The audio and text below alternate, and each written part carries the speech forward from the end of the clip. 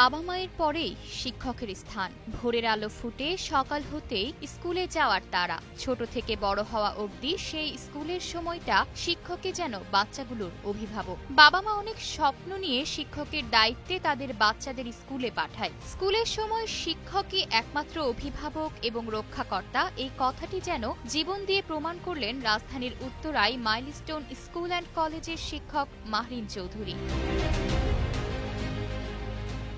ঘটনার সূত্রপাত হয়তো কারোরই অজানা নয়। রাজধানীর উত্তরায় মাইলস্টোন স্কুল অ্যান্ড কলেজের একটি ভবনে বিমান বাহিনীর প্রশিক্ষণ বিমান বিধ্বস্তের ঘটনায় নিজের জীবনের ঝুঁকি নিয়ে ২০ শিশু শিক্ষার্থীকে বাঁচিয়েছিলেন শিক্ষক মাহরিন চৌধুরী। তবে কোমলমতি শিক্ষার্থীদের জীবন বাঁচাতে গিয়ে তার শরীরের বেশিরভাগ অংশই পুড়ে যায়। জানা গেছে তার শরীরের ৮০% পুড়ে গিয়েছিল।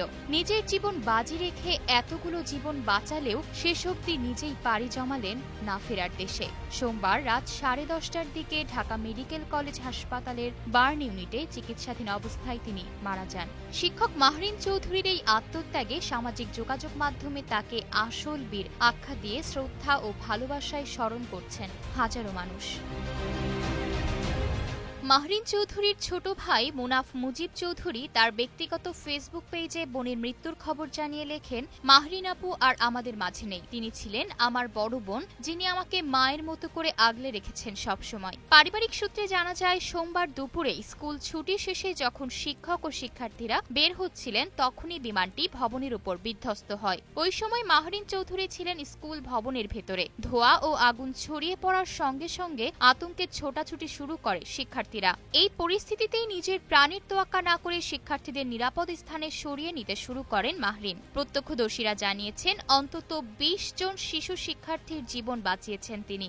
দগ্ধ হওয়ার পর মাহরিন চৌধুরীকে আশঙ্কাজনক অবস্থায় জাতীয় বার্ন ও প্লাস্টিক সার্জারি ইনস্টিটিউটে ভর্তি করা হয়। আইসিইউতে তিনি মৃত্যুর সঙ্গে লড়াই করছিলেন। শেষ পর্যন্ত গতকাল রাতে সেখানেই তার মৃত্যু হয়। লাইফ সাপোর্টে নেওয়ার আগে স্বামী মনসুর হেলালকে মাহরিন বলেছিল, ছুটির শেষে বের হচ্ছিল তখনই বিমানটি পড়ে। নিজে আগুনে দগ্ধ হয়েও বাচ্চাদের বাঁচাতে চেষ্টা করেছিলেন তিনি। নিজের ২ ছেলেকে রেখে চলে গেলেন মাহরিন চৌধুরী। এটি শুধু একটি আত্মত্যাগের গল্পই নয়, বরং একটি নারীর সাহসিকতা ও মানবিকতার বিরল দৃষ্টান্ত, এমনকি দায়িত্ববোধ এবং ভালোবাসার এক জ্বলন্ত উদাহরণ।